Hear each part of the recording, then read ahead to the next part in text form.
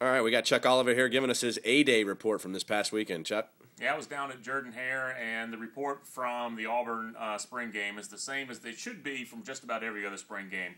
Calm down. Take what you see, about a half a cup of what you see, get a half a cup of water, mix it together, and understand that it was literally just a spring game. That if the offense has a huge play, either your running back is really good or you got problems at outside linebacker, whoever is supposed to have contain on that side.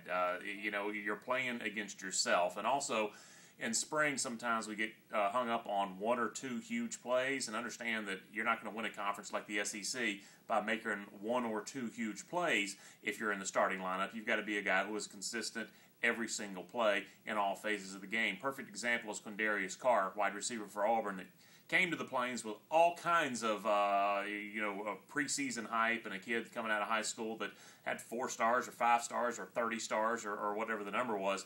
And he's never really produced for Auburn, but had 2 monster plays, especially one on a short pass that he took to the house for a touchdown. Well, that was great for a couple of plays on Saturday, but Quindarius Carr has to develop all parts of his game. How he runs his routes even when he's not the primary receiver, how he blocks, etc. And he has never done that. And you're not going to win the SEC with a wide receiver who only makes 1 or 2 good plays a game. So just keep everything in perspective. But as far as maybe a broader picture than that, Auburn's still very thin on defense. They have some playmakers, and Ted Roof, I think, is going to get this thing turned around.